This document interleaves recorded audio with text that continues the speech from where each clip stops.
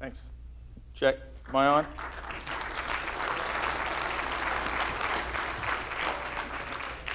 Is that from the Ron Jeremy look-like contest going on over there? All right. My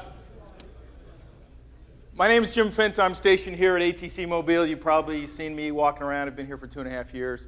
I'm a straight 65 guy my whole career. I went to OCS and then straight to flight school, 65s to New Orleans to a star controller job. That better not be Falcon pilots laughing, because you don't even want to start that. All right. We can go this way if you guys want. This whole thing can be that way. All right. So 65s, New Orleans, and then I was a SAR controller on the Admiral staff for 4 years, and I went to Port Angeles for 4 years, and then I came here. And like I said, I've been in 65s the whole time. Thanks, Chip. What I'm going to tell you about is an accident that I was involved in 1995 when I was a JG. And it's an interesting story, and it's a fun story, and hopefully you have some questions, because everybody in here has got a different position in the aircraft and a different aircraft that you fly in, and you're going to have a different perspective on what I'm telling you. But just think about, while you're listening to this story, I'm not just telling it obviously because it's interesting, but it's something that we should be able to take from this. And I think, and I'm confident, that someday, and I've done this at several air stations, and I'm going to keep doing it as long as I keep getting invited back, someday somebody in an aircraft is going to remember something from this story, and you're not going to fly into the water or into a tree or into a hill, okay? So please take that with you as we go along. If you have any questions while I'm speaking, please bring it up, because there's always something that we can branch off on that more people in the crowd will find interesting. All right.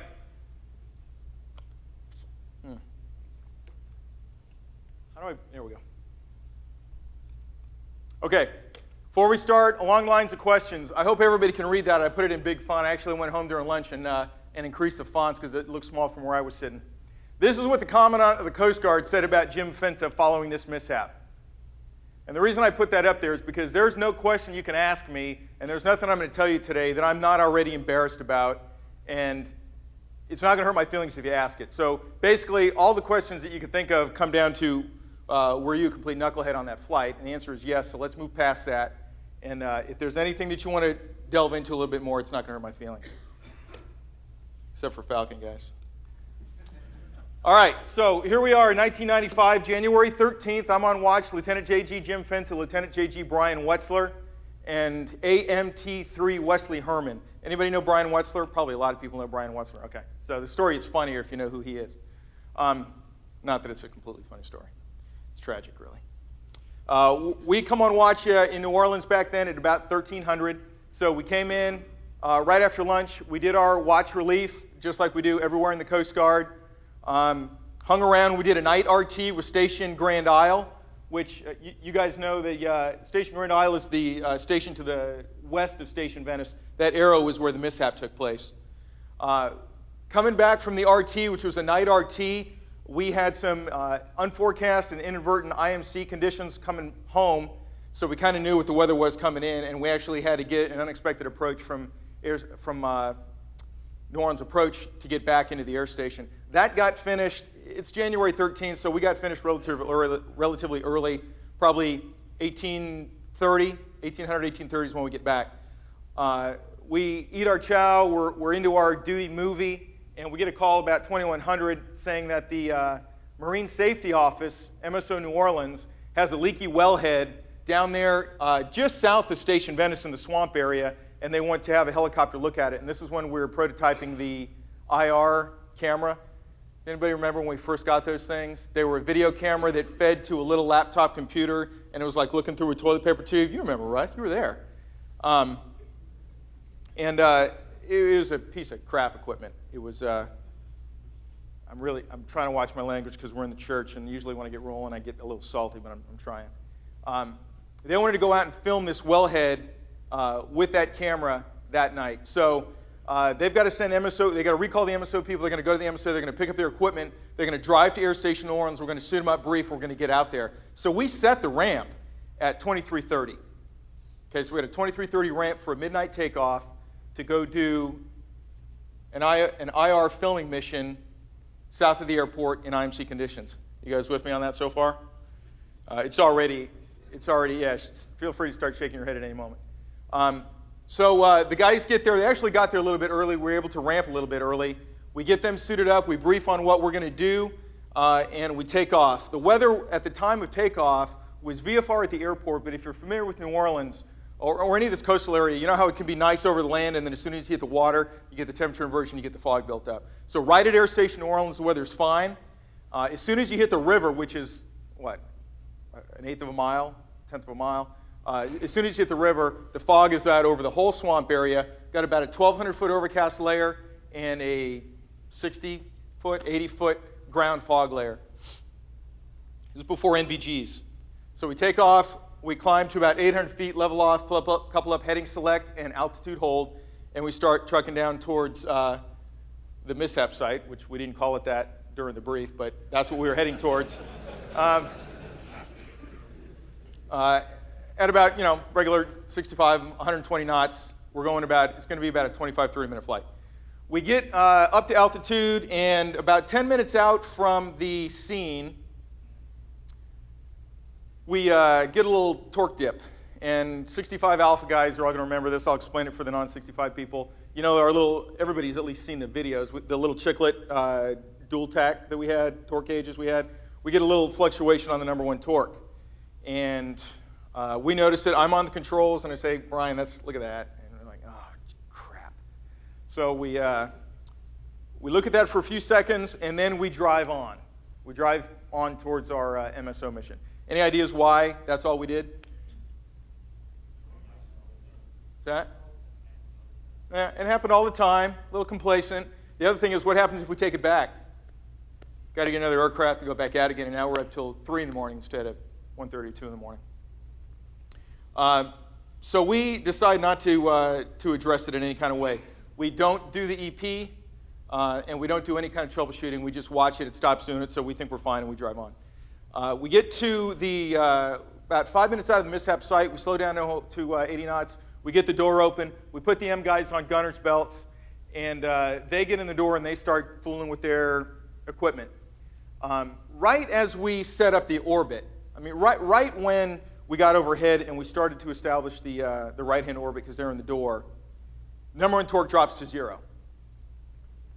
So I'm on the controls. I'm doing the turns with heading select, and we're coupled up ISVS at this point.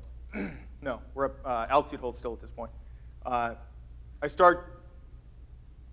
All right, I said we're in the turn. Yeah, we're in the orbit. We're in the orbit. And right as we start the orbit, number one torque goes to 0. We kind of leave it where it is, and I say, man, number one, there goes number one. That was my quote. That was actually cited in the Mishap as non-standard terminology and bad CRM and all that kind of thing. But that's what I said. I said, there goes number one. And I said, okay, well, we got to go home. And at this point, Brian and I both realized that, all right, the plane is not working well enough to finish this mission.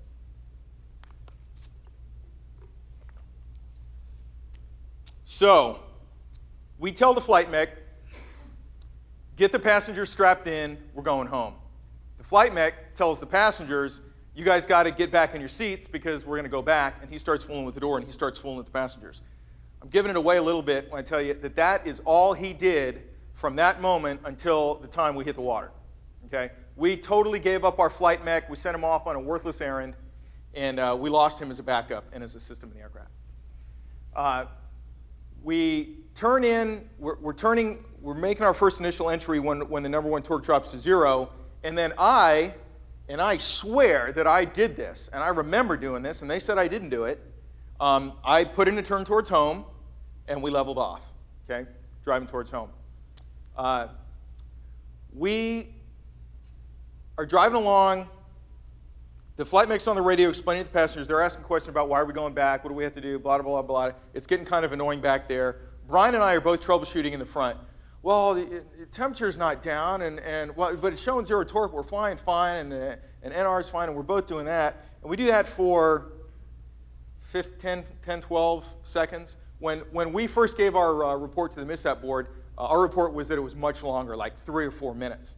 And then separately, they did the thing where they have you close your eyes and go through the conversation in your head, and we both came out about 10, 12 seconds.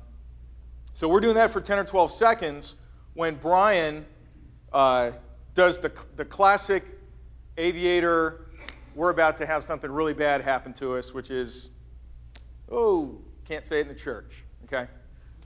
And what he realized was we're now in the fog, and we're either climbing, which is bad because we're not doing what we think we're doing, or we're descending, which is really bad because we knew that there was only 70, 80 feet of fog over the water. So he realizes that, and he says, pull, pull, pull. I'm completely useless at this point. Did I tell you we're both JGs?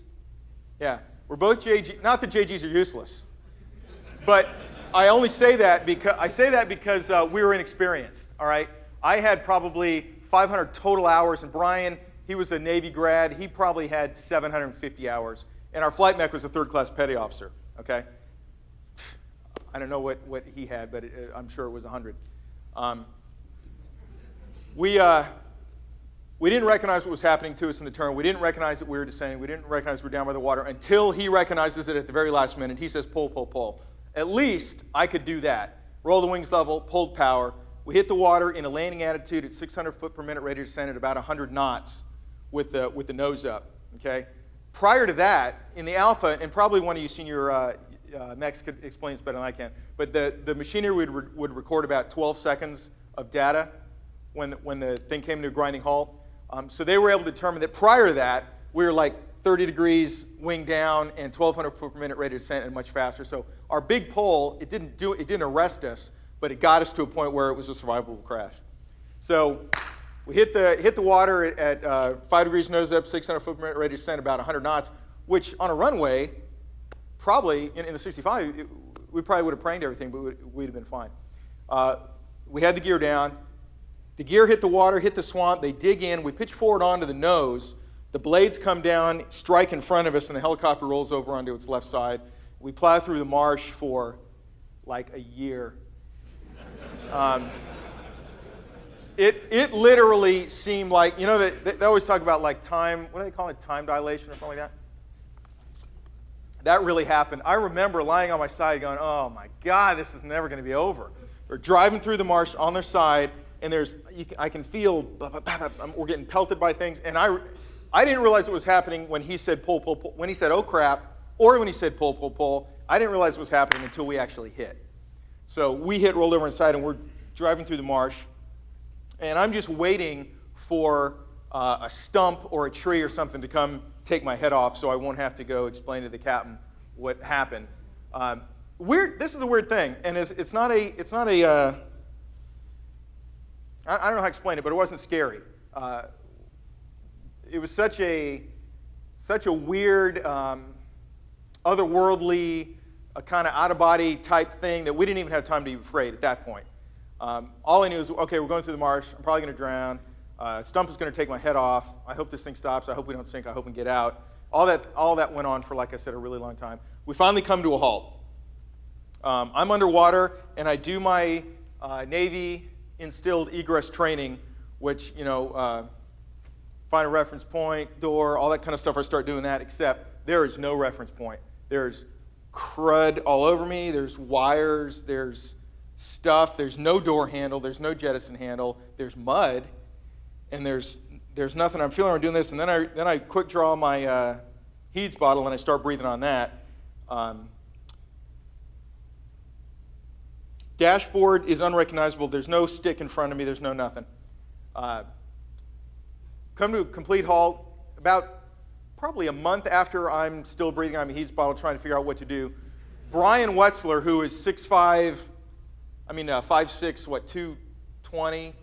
Yeah, stocky guy, 210 maybe. We'll give him 210, 5'6", 210.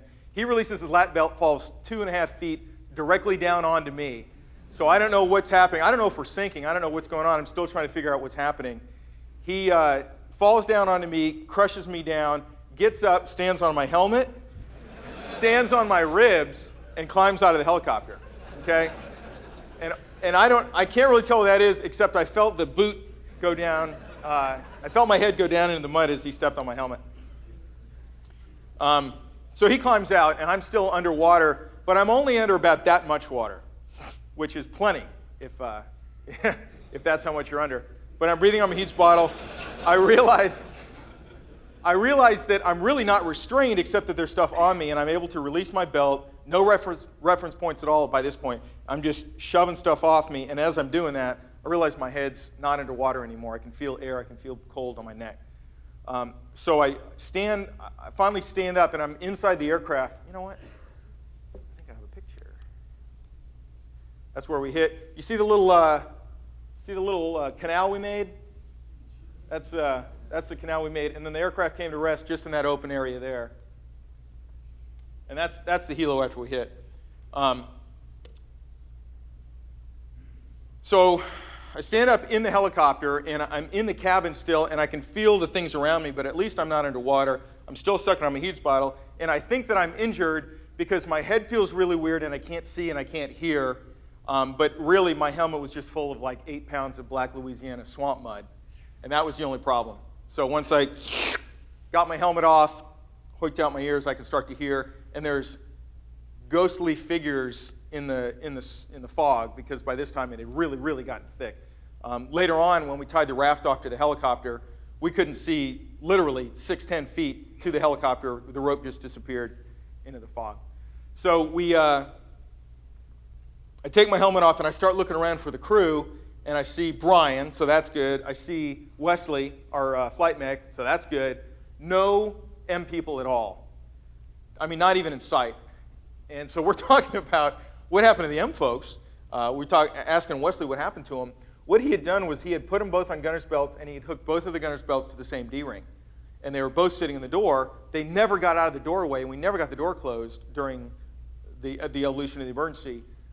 So when the aircraft hit, they just catapulted. The D-ring parted just like that, and they catapulted out the doorway, still strapped together. Deesh.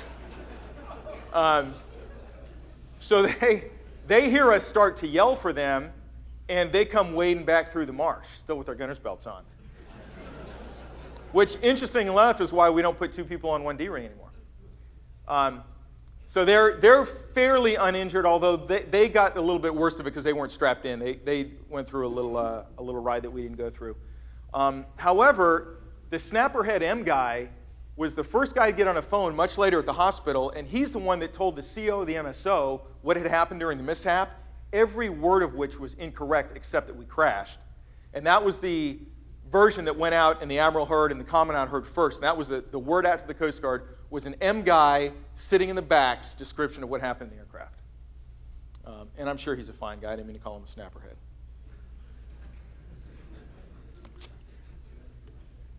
All right. Excuse me. Whoa, I went down the wrong way. Okay, so now we get the whole crew together. It is January. We're 1 degree over the wear your Mac 10 temperature. So we were carrying our Mac 10s. They were all stuffed in the back so we could fit all the passengers. Nobody had a Mac 10 on. Everybody got out of the aircraft, and we're kind of standing in the marsh about this deep. Wesley goes back into the aircraft and hands us down the raft and 4 out of the 5 of the Mac 10s. And the only Mac 10 we didn't have was the PAX Mac 10 for the huge Snapperhead M guy. So he was the only guy that didn't get a Mac 10. So, yeah. We get the raft out, we inflate the raft, we tie it off to the aircraft, we get away from the aircraft in case it's going to burst into flame. By the way, we're soaked with jet fuel. Everybody had swallowed it. It's in everybody's mouth. Those charms from Korea that are in the rafts, those actually saved us because everybody was getting sick from the taste of the gas. Gas was everywhere. We were able to get most of it off of us, and of course the Mac 10s were in better shape because we had them in a sea bag. We had them in a big sea bag. So we get the Mac 10s out, we inflate the raft, we get away from there, we all turn on our strobe lights and put them on our helmets, and we realize that that's not a good idea because nobody could see anything because everybody's helmet had the strobe light on it. So, all right, everybody turn them off. One guy put a strobe light on, so we did that and put it on the back. We turned on our Prick 90s, which were completely useless because 243, the voice frequency 243, was completely clobbered by the locator in the aircraft EPIRB, which was set off by the Gs. So we never did get voice comms with anybody on the Prick 90s except for each other. We could hear each other on the things, but we couldn't hear anything else. And yeah, I'll come to that later. So we get on the radio. We try to make radio calls. Nobody's answering. We can hear the EPIRB from the plane going off on the Prick 90s. So we know the EPIRB's going off. The M guys are worried that nobody knows where we are and nobody's going to come get us. And that was really one of the only cool parts of the night, was we said, just wait to see who comes gets us. The first people, as much as it pains me to admit this, the first aircraft on scene was the ATC Mobile Falcon. Yeah, which flew around overhead. Awesome job. All right? Nothing like a little search and return. Shortly after the, hey, no, you guys do a fine job, really. Shortly after the Falcon got on scene, oh, here's another good point, too, for radio watchstanders.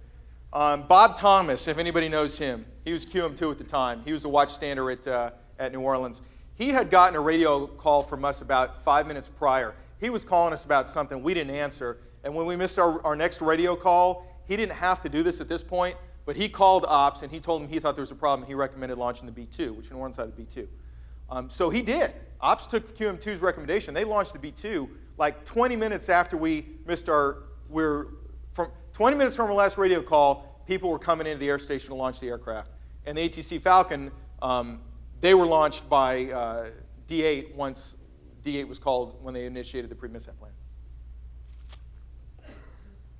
So while we're waiting for the cavalry to arrive, we're going through our stuff like they teach us in survival. And I had been a PAO. That was my first job at my first air station. I was a PAO, and I had been going around to schools, including my wife's mother's elementary school. And that's one of the ways I impressed my wife. Is she here? She said she's going to come. Yeah, there's my wife in the back. Feel free to turn around and look. Wave, Dina. Yeah, there she is. She's never heard this story in its entirety. She heard the lies I told her to make myself sound better, but she hadn't heard the real thing. I knew where all the gear was, so we started going through the gear, make sure we had everything. Here's an interesting thing about our vest. Everything in everyone's vest came out and was hanging by the strings. Every item in every vest, no matter where in the aircraft you were, bleached out. Several people, Brian, including Brian, that he had to cut his strings because some of the stuff was tangled up in the wreckage down there. If we'd have been in the water and you'd have had, those are type 1 100-pound cord, right? Swimmers? Where's the swimmers? Huh? There's no swimmers here? There's 4 swimmers here. Okay. Anyway, that stuff was all out.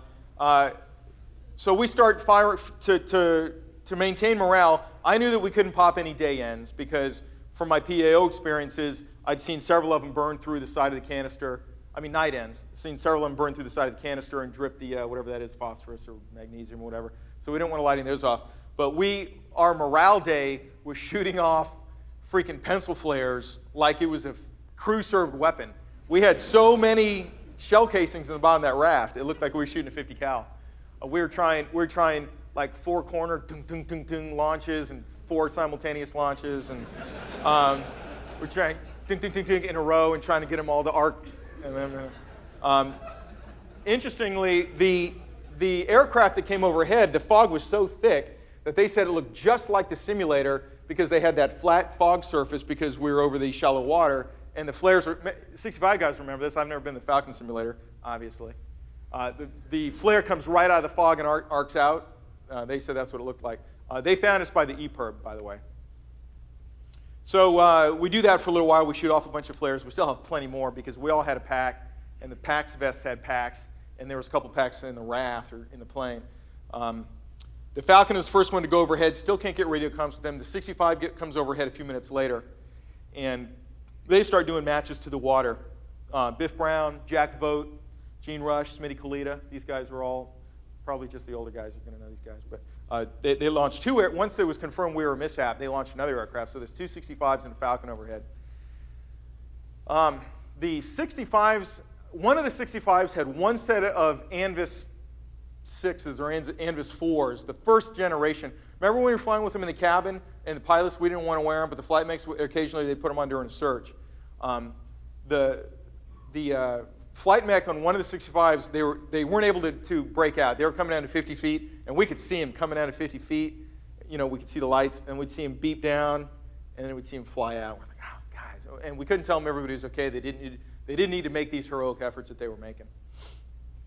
But on one of the departures, the flight mech was able to look straight down through the fog, and he said, I see the raft, and there's 5 bodies in the raft, which that was the report that he made, meaning there were 5 individuals in the raft, but they reported back 5 bodies in the raft. And for a little while, it sounded like everybody was dead, which was not good. After numerous iterations of that, unbeknownst to us also, they launched a 55-foot Aton boat from Station Venice, which was tied up there, and they'd call the Plaquemines Parish Sheriff's Department, and they got underway in a couple of the those fan swamp boats that you drive with the 2 sticks. They got underway in a couple of those, and they were the people that actually eventually got us, because there was no navigation to our we're not on the map anymore, but there was no navigation to where we were. We were in just open swamp. You couldn't get to it except in a sheriff's boat. So the sheriff's boat, we can hear them off in the distance, and they would shut off their boat and listen for us, and we'd blow our whistles, and they'd correct, and then we kind of got them that way. And eventually we were able to shout to them before we got there that everybody's alive, nobody's seriously hurt. So at that point, they were able to release the 65s and let them stop doing repeated matches to men's. The sheriff's boat got on scene. Everybody got on the sheriff's boat. And they took us to the 55-footer. Actually, they took us to the 41-footer, who took us to the 55-footer. We got on the 55, and they brought us on board, and we went through all the the medical things. Everybody okay? We had here's something I forgot to tell you. Everybody was injured. Everybody had minor injuries, cuts and bruises and abrasions, but nobody thought that they were injured for about 2 hours. That's another thing I forgot to tell you. We crashed at about 12:30. We didn't get picked up in the sheriff's boat until 5:30 because they couldn't get to us. It took a long time. We're in the raft a long time. So for 2 hours, we had this like euphoria thing going on. Hey, everybody's alive. Little voice in me and Brian in the back of our heads thinking we are so screwed. But other than that, we were still alive. Couldn't do any first aid because all we had was a strobe light, and it was that little strobe light in the top of the raft. And I defy anyone to do first aid by strobe light. You can't do it. You hold somebody's arm,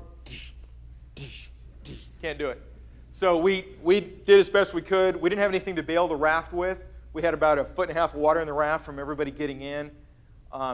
The M guy was getting pretty cold by that time. He had worse injuries because he was a big guy and he'd been thrown. Hello? Hello? Is that louder? Sorry. Is that better? Okay. He was a big guy, so he'd been thrown and he had some injuries, and he was also very cold. So what we wound up having to do was take turns putting him in our lap. So I would sit down in the water, put the M guy on me.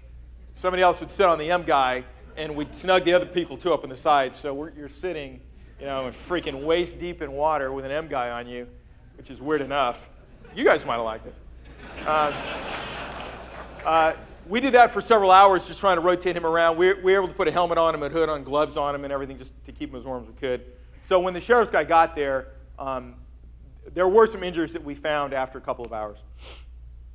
So they had an HS on the 55-footer. They brought us to that boat. We went up the ladder, and they started doing the first aid thing. They tell us one of the other M person was a female lieutenant, Heather Solanka. I don't know. They brought us on the 55. They said, "All right, everybody, get out of your wet clothes. We're going to start treating you." So everybody strips down to their boxer shorts, except for Wesley Herman, who gets butt naked. So we're all standing there waiting, and I'm like, "What are you doing?" And he so stuff had started to be funny again by that point. I don't know, and he didn't even notice that nobody else was naked. He just standing there waiting. So he starts. We start doing all the treatment. They turn the 55-foot around and head towards Venice. We get to Venice, and they tie the ship up. and we get off at the station, and now comes the scariest part of the night. They pull up, Plaquemines Parish, Louisiana pulls up in this Ghostbusters ambulance. And I swear, it's right out of the movie. They pack us all into that thing, and they go, nobody's injured. Everybody's walking 150 miles an hour all the way up to Port Sulphur Hospital to bring us to the hospital. And it started raining by this point. So 0 fog, pouring rain, Ghostbusters ambulance, nobody's hurt, 110 miles an hour. We get to the hospital, and we start going through that part of the medical thing. Let me make sure that I didn't miss anything on the mishap before I go on from that.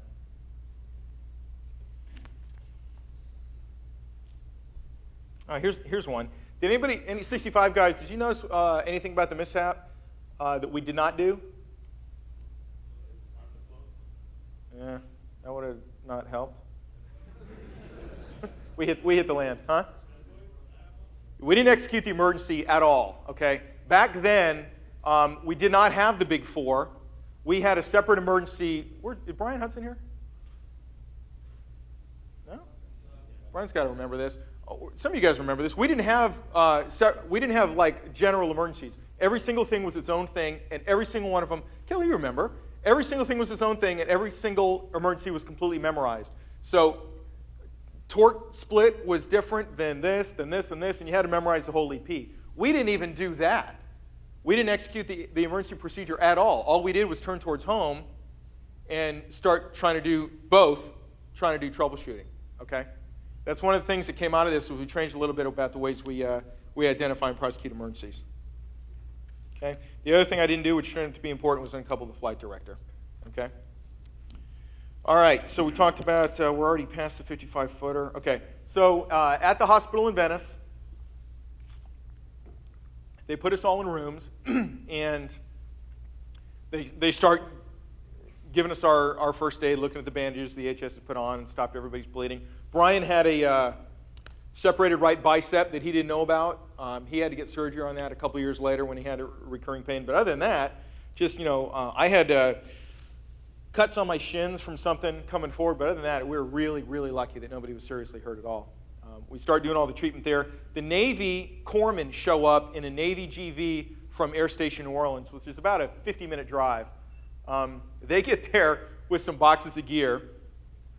They show up, they're in uniform, they take a urine sample, they pack up all their stuff, and they leave. That is all they wanted. They didn't ask us anything. Wrote down our names, took a urine sample, very first thing they did. They finished the stuff down at Venice. The air station comes down in a government van.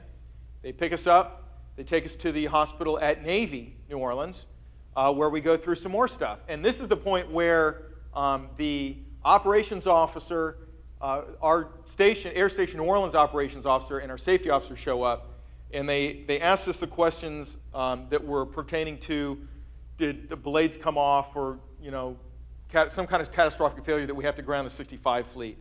And we said, no, you don't have to ground the 65 fleet. 65s are probably fine. It was pilot error. That was the little initial, and I've never been a safety officer. You safety officers, I'm sure this is a familiar part of it to you. They got the basic information, then they said, all right, you shouldn't talk to people except for these people, that kind of thing. We did all this stuff there at Navy. We were there for a long time. The Navy flight surgeon, they activated the base mishap plan, and it kind of overwhelmed the Coast Guard mishap plan because everything was tenant units at that base. So the Navy kind of took the lead on the mishap, the initial mishap. So we did those few interviews, and then they took us home. They put us in a Navy government vehicle. I had on a blank green Navy flight suit, no boots because everything was soaked in jet fuel. So I had on those thick rescue socks, a blank green flight suit, and one of those TV, emergency blankets that they give to people, whether it's cold or not, or no matter what your injuries are. And they took me to the front door of my house, and they dropped me off, and I walk up the path, and I open the door, and he said, "What the hell?" They had called them. They'd called all the families at about 2 in the morning, once they knew that we were okay, but before we were recovered. So the captain calls Dina up and says, everybody's okay, everybody's alive, Jim's been in an accident, we don't have a lot of information right now, and we'll get back to you when we can. So she calls a couple of the Coast Guard wives, and one of them says, I think it's Jim Duvall's wife. Anybody know Jim Duvall, Lord Duvall? She says, oh, they wouldn't tell you if they were badly hurt. They'll just tell you they don't have the information.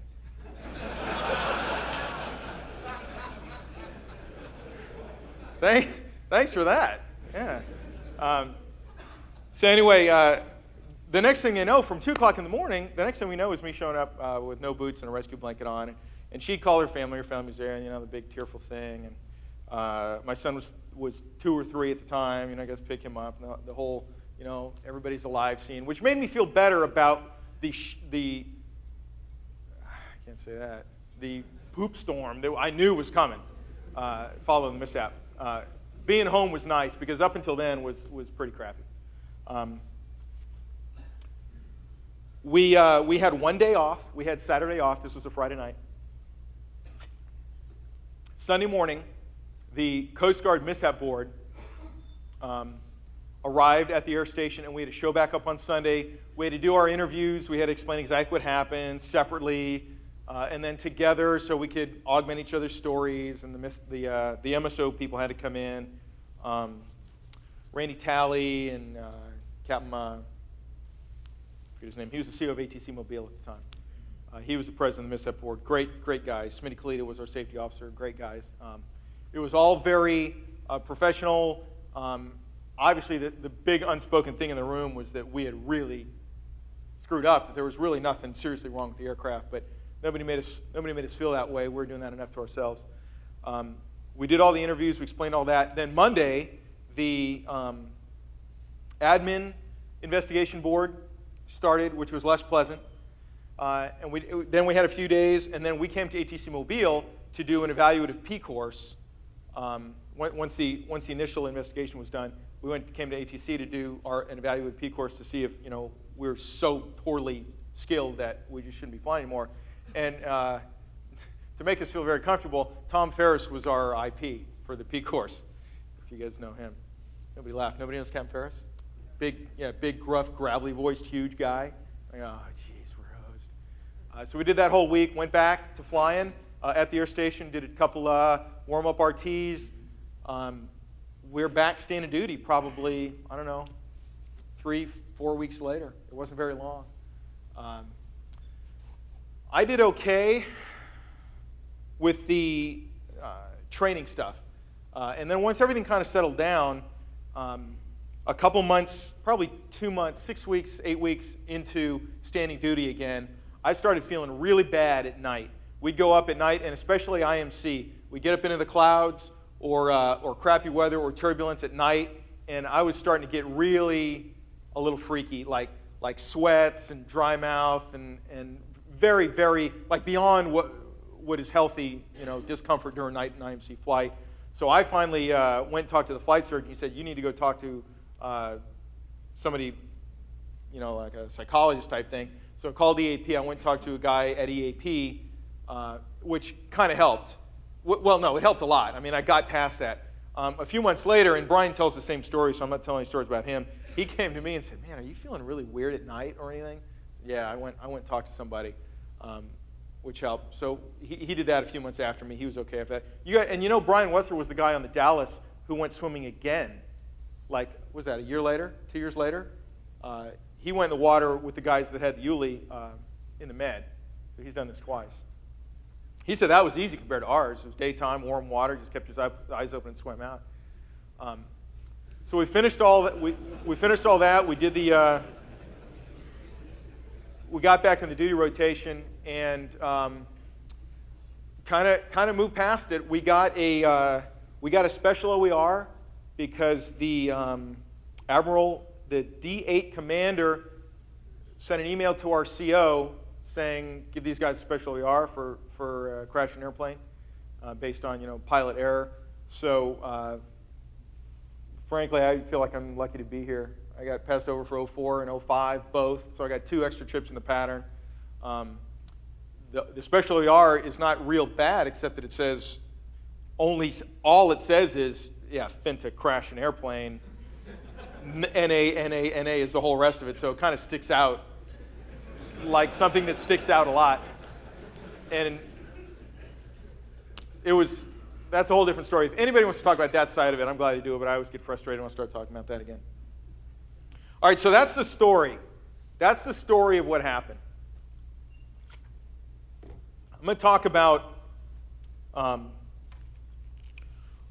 what we take from this and how you cannot have this unrelentingly unpleasant experience, because there was nothing pleasant about it. The only pleasant part of that was realizing that nobody was dead, because I really think that if anybody had died due to my, I don't know what it was, due to my screw up, I don't think I'd have come back. If I'd have killed everybody in the crew and I was the only one surviving, I'm sure that I'd be working at McDonald's right now. But luckily we were able to move past it, and we just lost the 6579, which is flying at Miami right now. I was down there a few weeks ago, and the 6579 was in the hangar. I'm going to fly that thing. I swear, all they can get, you guys saw the picture. How do we get the picture back up? They must have been able to salvage just the nameplate from that thing. Just the number. Oh, here's an interesting picture. This is how the aircraft came to rest, and that is my seat. That's the co-pilot seat on the left side, and the water line was right about the center hump there. That's where the water was. So that's where we got up. The flight mech was still strapped into his seat when we came to rest as well, and he was out of the water, and Brian was out of the water. I was the only one in the water. And nobody came after me, by the way. Did I point that out? Brian climbed out of the aircraft while I was still underwater. When I got out of the aircraft, I was the only one in there. But it's fine, you know, whatever. Yep. Was the flight mech turned around? No, flight mech's facing forward. All right, so we're going to go into a little bit of the CRM portion of this. We're going to talk about the takeaways here. But does anybody have any questions about the story itself? Unclear? Grubby? Did you try to go back in for you mentioned the radios with the old PRC-90s being clogged with 243? Any mention when you were there of trying to use the drop radio? Obviously, you didn't have a swimmer radio to relay that information. You know, hey, we're all right. Don't rush getting down here. The weather's crappy. You're 0-0. We tried that with the Prick 90s. I'm not sure we had a drop radio back then. I'm not sure we had a spare radio. I know we didn't talk about it. We talked about we got the raft out. There was no radio in the raft. There's no flashlights or knives in the raft. And the only type of radio that we had was the PRC. And the aircraft obviously was completely, you know. Any other questions? Okay. If you have anything as we go, just let me know. Okay, so this is going to sound a little bit like pilot training, but this is not pilot training. This is aircrew training. This has to do with everybody in this room that is in Coast Guard aircraft that's flying around. There's very little satisfaction that you will get from being right just as you hit the swamp, okay? So let's take a look at these things, and hopefully, oh, man. All right, can we sharpen that? Do we have any technical, can the technical people hear me back there? Where'd my picture go? There we go. You guys can't read that, can you? No? Okay. All right, here's what we got. The Navy Safety Center is the organization that analyzes all kinds of military mishaps. They take everything that happens in naval aircraft, Navy, Marines, Coast Guard, and they analyze what happens, and they draw conclusions, and they make plans, and they develop training to avoid them happening again in the future, which is the only reason we train and analyze things, right? Otherwise, we say, well, it was just an accident. And it wasn't an accident. It was a mishap, and it happened because a lot of things lined up just perfectly, and if any one of those things had not lined up in just that way, it would not have happened. Is it hard to prevent a mishap or easy to prevent a mishap? It's easy to prevent a mishap. A whole lot of things have to happen in a row. I mean, we're over there in Iraq flying 2,000 sorties a day, and they're not crashing aircraft, okay? So there are ways to do this where this isn't going to happen. So the thing you can't read up here right now is a cascade of factors that go into having a mishap. And down on the very bottom level are the unsafe acts that we as aircrew do, okay? It's less effective because you can't read it, but it's a really good slide, okay? At the top, you've got organizational influences, which is the Commandant and the 3710 and all the people that tell us how we're going to execute aviation missions in the Coast Guard. Below that, you've got supervisors, which is, you know, air station commanding officers, ops bosses, that kind of thing. Us as aircraft commanders and instructor pilots. Anybody who's supervising other people doing the same type of tasks. And then you've got preconditions for unsafe acts. And the things that are highlighted in yellow are, there's a whole list of them. I can't even read it. But the preconditions for unsafe acts are where you're getting down to the nitty-gritty right before you get to the actual unsafe acts themselves. And if you break out all the mishaps that have happened over the years in military aviation, what you come down to are adverse mental states, which is the one on the left, which I can't read the statistic, but it's very high, and crew resource management. Okay? Those are the two things that are most in mishaps. Because now, with our modern aircraft, we're not just falling out of the sky like they were, Hellcats and whatnot, where they would just, almost said it, they fail by themselves. I can't even get it out. They just die in the air. And then you come down to the unsafe acts, which is us as pilots. Okay? So we're going to break out. I'm going to talk a little bit about those two major categories. By the way, of the unsafe acts at the bottom, decision errors, skill-based errors, perceptual errors, and then on the right is violations, routine violations, and major violations. We had all of them. Not one or two. You could theoretically have a mishap if you create one unsafe act, right? Hey, let's fly under that bridge. That's one unsafe act, and you've got a mishap right there. We had every single one. These are things that we can recognize while we're flying. You don't have to wait until you get as far down the road as we did. All right. So the biggest one was adverse mental states, okay? Let's go over these one by one and see which ones of these that we had. Channelized attention. You guys recognize this? This is some of this old stuff has been in our CRM in years past. Channelized attention, what is that? It's concentration on one task to the exclusion of everything else, and really to the extreme detriment to the safety of flight, right? So what we were concentrating on, like the Eastern flight, everybody knows about, the landing gear light out and that kind of thing.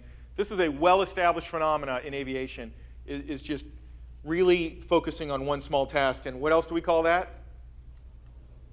Loss of situational awareness. This is kind of a catch-all, but on how many flights do you have some degree of loss of situational awareness? Yeah, good. Every flight, you have some degree of loss of situational awareness. Now, clearly not to the level that we had, which is complete head, whole lost situational awareness. I'm crippled. All right, we're going to get past it. Distraction or inattention. This is a little bit different than the channelized attention. This is distraction or attention by something not related to flight, right? Or maybe some portion of a flight, or some portion of a task which is not related to the safety of flight. We clearly had that, right? What was our flight mech? How did this apply to our flight mech? Yeah.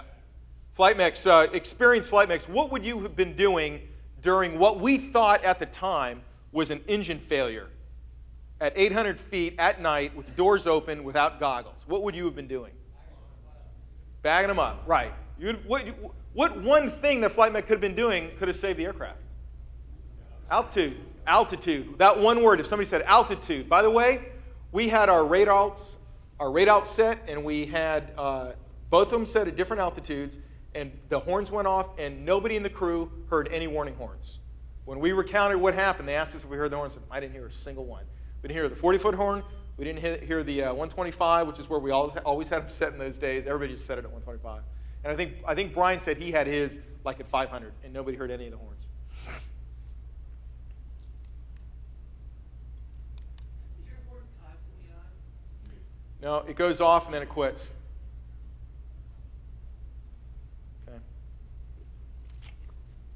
Task saturation. Were we task saturated? Yeah, we were. Okay. You don't have to be. Now, I could have asked it another way. Was this event beyond our capabilities to handle? Absolutely not. We're trained to do this. We practice this all the time. Anybody in this room can handle any task in that aircraft. Okay. But at the moment, based on our poor crew coordination and our stress and our task saturation, our channelized attention, we were completely saturated to the point where we crashed the aircraft. Overconfidence? I don't know. You could probably argue that. You could find overconfidence in there somewhere. Don, were you there during the mishap? Yeah, I was there. Okay. What was your thoughts before launching? Oh, another damn, That was exactly my thoughts, pretty much verbatim. We knew that the IR camera was not a good piece of gear. We didn't like it. Now, here's what we didn't do, and here's what I would do now, and here's what should have been done at the supervisory level, okay? Nobody in this whole big organization said, wait a minute, these guys reported for duty at 12:30. They're launching 12 hours into their duty day. Okay, they're going out to film something that is not going to have a response. There was no action item on that. Yep, it's leaking. Done. Oh, done. We're done. Yeah, it's leaking. Nobody said, hey, there's two sub-1,000-hour pilots and a brand new flight mech. We're sending them out IMC to film with 2 packs. You know, nobody did any of those things. And I think now, this is 15 years ago, we do a better job now of analyzing missions and deciding, you know, doing a little bit more risk analysis, a little bit more ORM. But we thought it was a silly mission. We did not think to say, we shouldn't do this mission. Another little thing, you probably remember, was anybody else at Air Station New Orleans during this? It was Don and Kevin Morgan. Oh, yeah? Okay. Our captain, when he got there, sent out a letter to everybody he could think of in Louisiana and Mississippi and Eastern Texas saying, I want you to consider us your Air Force. Remember that letter? They posted it around. We're your Air Force. If you need something done with an aircraft, we might not always be able to do it, but we always want you to ask. So the result of that letter was we had all kinds of wacky missions that were coming up, and we got used to just doing these things that seemed silly to us, but the captain said that, you know, we're your Air Force. So we were doing things like the Little League World Series field had a bunch of standing water on it, and asking us to fly a helicopter out there and hover and shove the water off the infield. I'm not kidding. So we were used to doing this, and we didn't have enough confidence. I certainly didn't, as a JG, have the confidence to say, Ops, I'm not going to go out IFR 12 hours into our duty day and film something that doesn't need to be filmed. Why don't they just drive down there? They'll be down there just as fast and take a boat out in the morning. They're not going to send people out there anyway. My response would even be shorter and less polite now. If I was Ops and the M called and said, we want this mission, I'd still be polite. All right. We got a little sidetracked. Did that answer your question, Chief? Okay. All right, fatigue. We didn't feel tired. I remember telling the Mishap board, I didn't feel tired. Do you think that it's possible that fatigue had an effect on this? Absolutely. We're 12 hours into our duty day. Nobody is as good 12 hours into the duty day as they are 4 hours into the duty day. And we're in the Coast Guard. We fly tired. We have to. If nobody in the Coast Guard ever flew when they were tired, we wouldn't get things done. We got to stay on duty, right? We don't have 40 air station pilots at each station so we can stand 6-hour watches. Complacency. We were complacent about flying weird missions. We were complacent about our ability to keep flying that aircraft with the torque indicator malfunction. We were complacent about several things. Now, I do remember that we were nervous. And complacent doesn't mean that you're not nervous, because we were thinking, oh man, we got all these packs, we're IFR, I don't know if the engine's really out at this point. So we were nervous and complacent at the same time. And lack of confidence. I think if anything, we were probably overconfident more than lack of confidence. So we had, what, six or eight of the 9 on the list there. Flight mechs. I want you guys to think about this too. I usually say this at the beginning. You guys are really, and I'm a firm believer, and anybody who's done flight mech upgrade flights with me know that I really get involved in the training of the flight mechs. You guys are the single best automated system in that aircraft to keep us out of the water, out of the trees, and not doing crazy things, because you're not part of the fist fight that's going on in the front of the aircraft when we're getting caught up in analyzing and not flying the aircraft. Okay? So you guys be thinking about these things. Task saturation. What is one of the things, helicopter flight mechs, what is the kind of thing that you're involved in that's completely exclusive of us operating the machine, and we do it all the time? Hoisting. Okay? And we have to do it that way. We have to send you guys off to do hoisting, because all we can do is be up there in the front, keep us out of the water, and you guys are totally off on your own, but we need to all stay engaged, okay? and stress. I don't know. We talk about stress to the exclusion of everything else. That's me and Shannon Elizabeth. All right, CRM failures.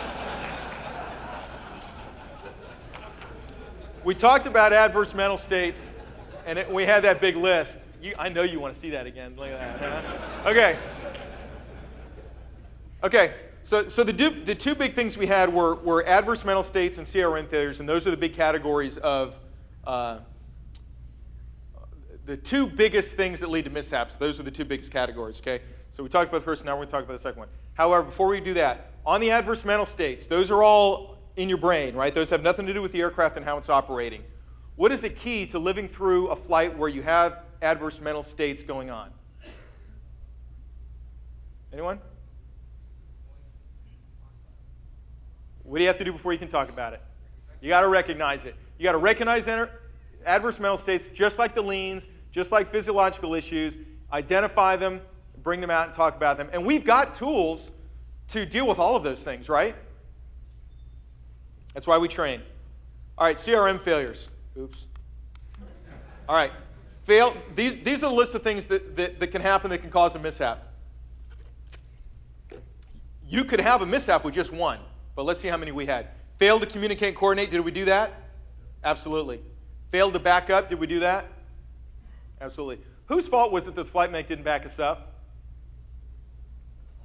It's everybody's fault. Absolutely. I expect, especially senior flight mechs, and I know that they do this, they watch what we're doing. I just came from Port Angeles, and I remember flying with Pat Barber, doing this long flight. We're going up around the mountains to down to Portland, and every time we made a right turn, he'd say, "Are we flying towards the mountains? Is that a turn towards the mountains?" Great backup. He knew our compass headings and knew where we're supposed to be going. And if anybody ever gives you grease, flight mechs, about asking about those kind of things, then they're wrong. You guys need to be fully engaged in what's going on, okay? So pilots, on the other hand, you can't send your flight mech off on a worthless errand or even an important errand to the exclusion of all else. And I like that we brief now that we used to brief, if we have mishap, flying pilot execute the bull-face maneuvers, flight mech, pull out the red book and read us the steps. And now we brief, what do we brief now, flight mechs?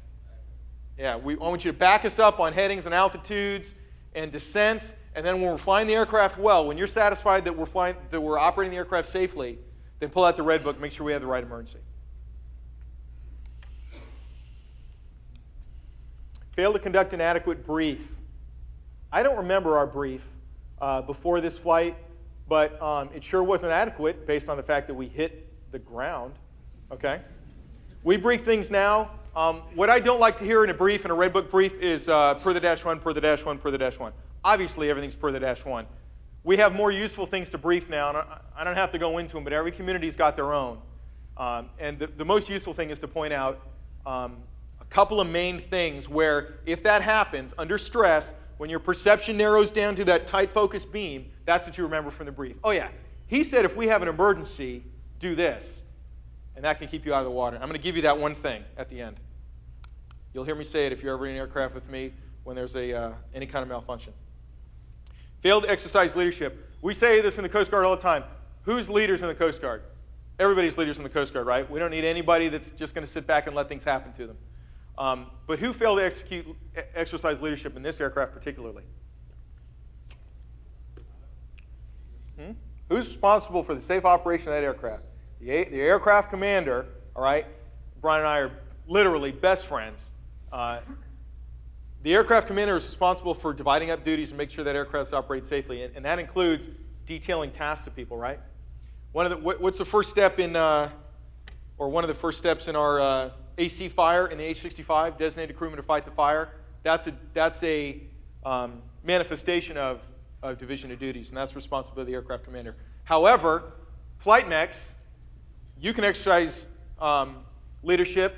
If we're in this aircraft and it's the same thing happened today, and I say to you, hey, get those passengers strapped in, we're going home, what would you say?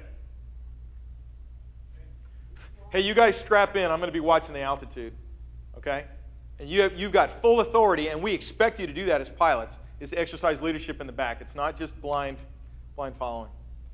Fail to use all available resources, such as a collective and a raid out. Collective would have been a great source to use on that. Okay, clearly. Yeah. Okay, that's a good point. When they do the mishap analysis, you know how they do the filament elongation test to see what was engaged at the time of the mishap.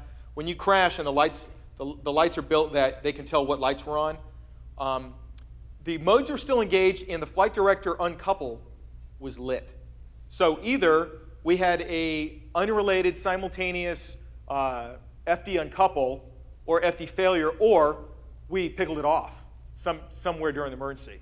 Someone squeezing the black out of the stick inadvertently pickled it off. So we don't know. They couldn't determine. We thought we still were. Oh, here's the other thing that was interesting. We all said in the mishap analysis that we identified the emergency. We told the flight mech to buckle in the passenger that we were going home. I put in a turn towards home with the heading bug, and then a few seconds later, we hit the ground. We hit the ground exactly on course to the mishap site from the air station. You draw a straight line, we hit it straight in course. They said you never turned. They said you descended directly into the water from the time of the mishap. I can't explain it. Either they're right and our perceptions were all wrong, or the flight director was uncoupled at the time and the turn that I put in didn't go in, or we did a perfect 360 and right on heading hit the ground, which even I think that's hard to believe. So I don't know. I can't explain it. Any questions on that? Trans-cockpit authority gradient. Normally 4 seats in the 65. The pilot, the co-pilot, the flight mech, and the rescue swimmer, right? So how many cross-cockpit authority gradients can there be? 4, right? Depending on how you do the math, but yeah, there can be 4. Everybody knows that there's an ensign flying with the captain, and the ensign doesn't want to say, "Captain, you're low." That's an easy one, and I would expect every ensign in the Coast Guard has got the stomach, the courage to say, "Captain, you're low. You need to climb up. Captain, you're low. Captain, I have the controls." Okay? Now, so that's not really, I don't think in the Coast Guard that that's the biggest one. What's a more insidious one that I think happens a lot? 2 ACs. Who said that? That's exactly right. You got 2 hotshot, Ron Jeremy mustache wearing 65 branch IPs flying together, and they're going to be more reluctant to call each other on something that they're not doing well than say a JG flying with an 05, right? You know, we've got a responsibility to do that. Now, and of course, another easy one is you got a couple of high-ranking pilots in a brand new flight mech. Now, 2 things with flight mechs. When you're new, you're not sure if it's supposed to look like that, so you're reluctant to say something. And we know that everybody's new and everybody's got this learning curve, but you have got to, when you are unsure of something, you got to ask, okay? And no pilot is going to, I would hope that no pilot is going to give you grief about asking if something is right. Another big one, though, is a very senior flight mech and a brand new pilot. And you guys can bully the pilots in just the way that, you know, it flip-flops. You can be bullied in either direction. And senior flight mechs, you've got a much more important teaching role sometimes than I think we take advantage of in the Coast Guard. All right, so everybody clear on trans-cockpit authority gradient? Does anybody disagree? I just don't see that this is a big thing in the Coast Guard from a rank disparity issue. Other communities? No? Okay. Failed to adequately plan and prepare for the flight? I don't know. We were tired. You could probably make an argument for that. Non-standard terminology. There goes number 1. I got dinged on that in the mishap. What's that? The engine? No, the engine did not fail. The mishap came out and said that what we had was a torque indicator failure. So we did the classic perfectly good airplane, distracted by a minor emergency, fly it into the swamp, get your head stepped on by Brian Wetzler, that old classic. Interestingly, I remember, and everybody in the aircraft remembers, me pulling collective to the stop when he said pull, pull, pull. But the instrument said that main gearbox torque was at 25% when we hit the water. I don't know. I mean, the machinery is wrong, or our perception, or I was, a couple seconds ahead of what I was really doing. I don't know. I don't know how to explain that. But yeah, we're at 25% main gearbox torque when we hit. So there's several things that never really did get sorted out. All right. Skill-based breakout. This is where we get down to all of our organizational influences are in place. Okay, we can adjust those, but slowly. We can't, all of a sudden say, hey, we all think this is right. Let's vote and make it so because we're in the military. But here's where the rubber really meets the roads: is our skill as aircrew. Oh man, I'm so glad I changed that. I just did this during lunch. All right, breakdown and visual instrument scan. Clearly. Poor technique. What was our poor technique? Crashing. Bad. Fail to see and avoid. What do we fail to see and avoid? Earth. Yeah. Fail to prioritize attention. This is a big one, okay? And I'm going to give something away here. New pilots, IPs. What do new pilots always want to do when there's a malfunction? Yeah, they want to analyze it. Okay. What's the most important thing? Fly the aircraft. Fly the aircraft, right. Improper use of flight controls. Yeah. We either, okay, here's another one. I forgot to mention this too. There was a muscle memory that we were all trained in as brand new 65 pilots back when we were flying the Alpha, where we were so power limited. If something went wrong with an engine, what did you do? You dropped the collective a little bit. Something's wrong, you just drop the collective. First thing, muscle memory, drop the collective. We don't teach that anymore because the 65 now, barring some very specific flight regimes, you don't have to do anything. You can just analyze straight from there. But what we were doing was, you have a malfunction, you drop the collective a little bit. One of the theories was, at that point, we had the malfunction, either we pickled off the flight director or it failed, lowered collective to preserve NR, which was not necessary because NR was fine, and that initiated the descent into the water. Okay? So that was improper use of flight controls. Either we should have verified our flight director settings, or we should have verified our power settings to make sure we weren't descending. Here's another interesting thing, and this changed. This is one of the things that changed during this mishap. I'll remember you. What we used to do during stand visits, and older guys will remember this, when the ATC stand came to your air station, you'd get up in the pattern, and they would initiate an emergency. The instructor would initiate the emergency, and you would say, sometimes you would say, all right, we got this emergency. I would pass you the controls, and then I would do this and this and this. And they would say, okay, that's fine, but go ahead and keep flying. So you'd keep flying, and you'd say, all right, well, I got this, and temperature's down. I think that's a rollback to number 1. And they say, all right, what would you do? And say, I would do this and this and this and this. And what we're doing was we're teaching, what are you going to do when you're under stress? You're going to do what you've always practiced doing. We changed that afterwards, and now it's enforced and legitimate, and we all know this, to say, I would pass you controls. All right, I have the controls. And we do it like you'd really do it, because when you're under stress and when your brain shrinks to the size of a pea because things are going wrong, you're only going to do what you practiced. What's the question? Yes, sir. Talk about the improper use of flight control. You said you were coming into a turn 30 degrees down, and you were able to level it out and make the next one you hit. Right at that point in time, correct? So, trying to figure out which calculation the flight control had in my head and everything was going on with that. Yeah. Full power, if you would have full power, you would have come out of that jump straight up, correct? Well, we had the question is, the description of what I said that I had done with the flight controls based on what the analysis said later. The only thing I can, that can be explained. We had a sufficient rate of descent that no application of power, we didn't have sufficient time for any amount of power to arrest that rate of descent prior to impact. Because we didn't notice it until, I'm talking about a second max between him saying, oh, we're going to hit, and me pulling 1 second. I mean, that's all we had time to do.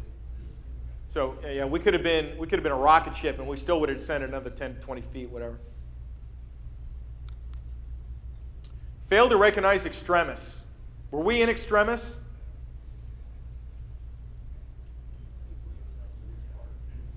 Were we in extremis when we're flying with the door open and we have a torque indicator failure at night, dual piloted aircraft? Are we in extremis?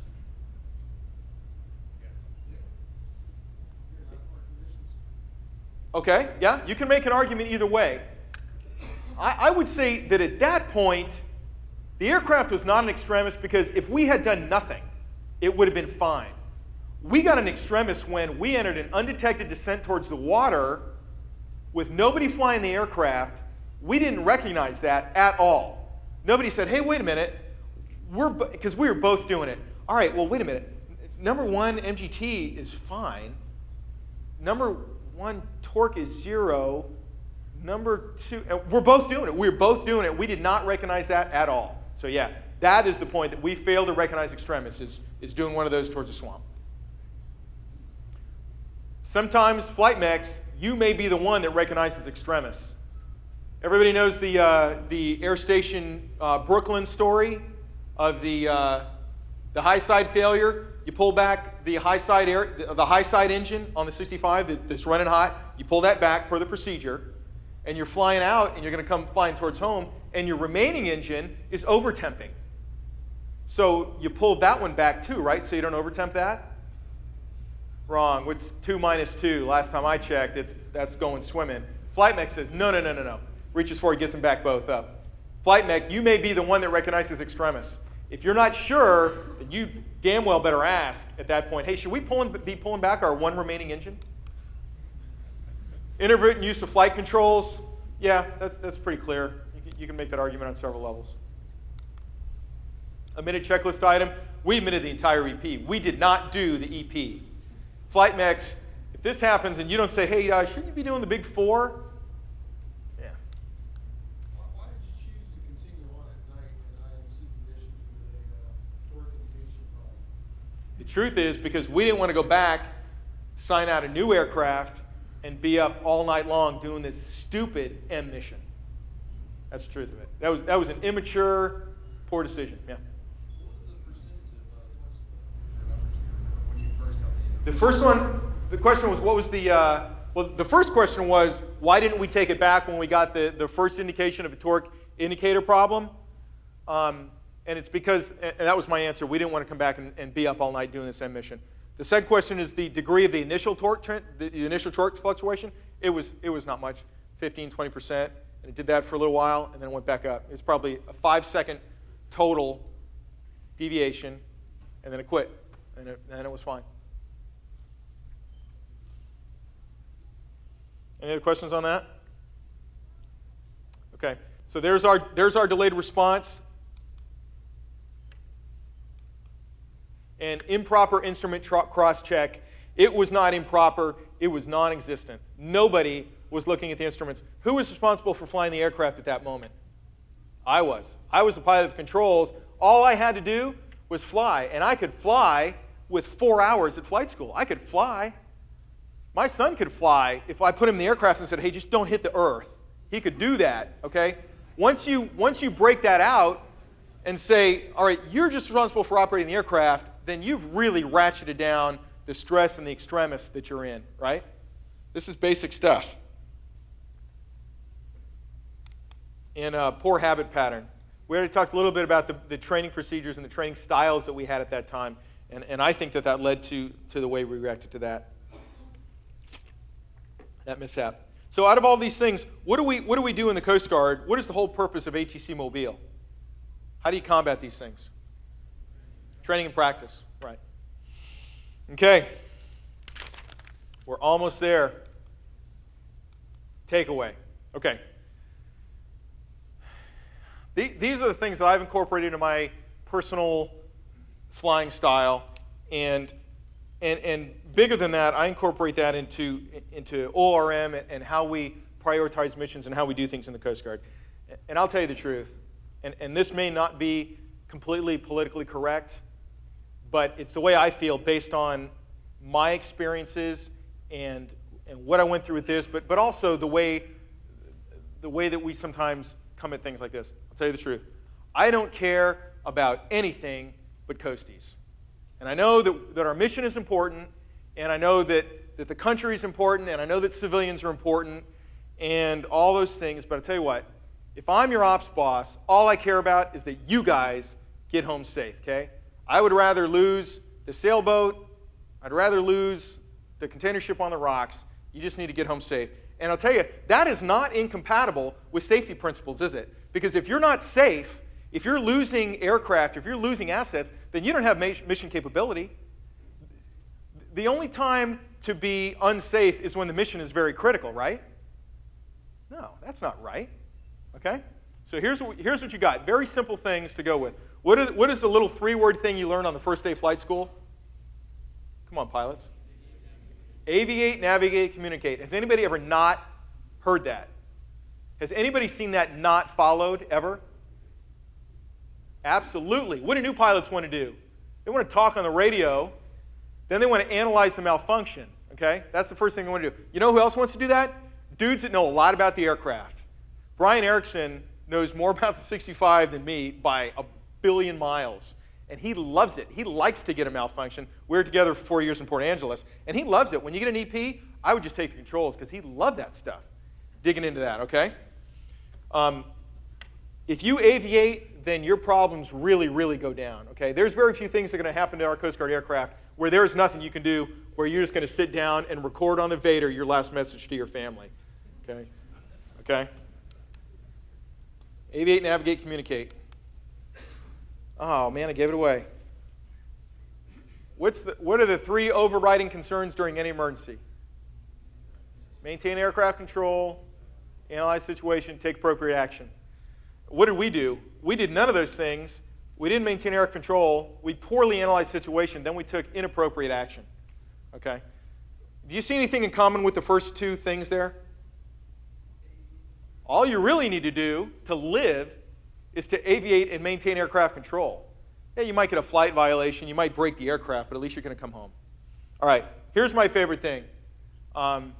Jason has heard me say this. I know Dale and probably the flight mechs that I've been stationed with before. This is my favorite thing. This is what flight mechs you guys should be listening for when there's a malfunction in the aircraft. Any malfunction in the aircraft is for somebody to say, "You fly," or "I'm flying." And what is that? What is that a manifestation of? Yeah? It's division of duties, right? You'll be surprised, or maybe you won't be surprised, but you will immediately recognize an aircraft that's having a malfunction. Who had the secondary hydraulic failure with Barris coming home? Chip? Lewin? Grubby, you did? Okay. Those guys told that story. Those guys are coming home in Port Angeles, secondary hydraulic failure, actual hydraulic failure with spewing out and isolation of the secondary hydraulic system. And if somebody's flying the aircraft, still, very little can go wrong. Okay? So flight mechs, this is what I want you guys to know, and I brief this on every single flight. If we have a malfunction, I want you to know who's flying the aircraft. If you can't, flight mechs, how do you tell when no one's flying the aircraft? Heads down, right. These guys, you know immediately. You can tell when the helmets, that's cool. The helmets are both down. Everybody's looking down at all our 17 computer screens. Nobody's flying that aircraft, okay? I want you guys to listen for that and know. If you can't tell, then it's wrong. Recognize adverse mental states. This is basic CRM stuff. Everybody knows the cues of when adverse mental states are happening, like people cueing their radio and then not saying anything. Hey, what? That kind of thing. That's a good indication. Just fess up. I remember Grubby and I are doing a SAR case in Port Angeles, and we're going out on a first light search for a guy that he fell off his little fishing boat. They found the boat, but we didn't find the guy. We're going back out at dawn, and we briefed, and the ceilings were pretty low. We briefed, if we go inadvertent, we'll make a left turn to the west. We'll climb up. We'll talk to would-be approach, and we'll come home. Do you remember this case? So I'm on the controls. I'm in the right seat, and we fly in, and we're descending. We're sending, and the visibility is getting lower and lower and lower. And finally, poof, we go in. Like, dang it. So we're no. We didn't go in yet. It's getting lower and lower, and finally say, you know what? Let's quit this. We're not going to be able to search in these conditions. So I put in a left turn to fly out, and right as I put in the left turn, we go in the clouds. So I did what we briefed. I rolled out to 270 and started climbing up. But I got the leans so bad that I couldn't even say it. I couldn't even say, Grubby, I've got the leans. It was all I could do to center the gyro on 270 and stare at that and add power and fly out of that. And then coming out of that, once we got in the VFR, I said, man, I got the leans so bad. And Grubby said, yeah, so did I. You remember that? That was exciting. So I recognized my adverse mental state under that condition that it didn't help to recognize it so much, but at least I realized it was happening. And then flight mech involvement, all right? You guys seriously, I know that there's a continuum of pilot skill that you guys perceive, and guys that you think are better pilots than other pilots. There's also a continuum of flight mech skills that we perceive, and there's flight mechs that are better than other flight mechs. And to me, a good flight mech is a guy that's fully engaged with the crew and operating the aircraft and aggressive in pursuing information and with us in the front. If you guys are in the back confused or distracted or operating on a different set of facts, then we've really lost 50% of what's going on. Because I know every single flight mech that's gotten more than a couple hundred hours has seen us in the front get balled up in what's happening and lose the bubble a little bit. And usually it's only for a little while. But an intervention at that time is something that can save the aircraft. Any other questions? All right. That's all I got. Everybody be safe.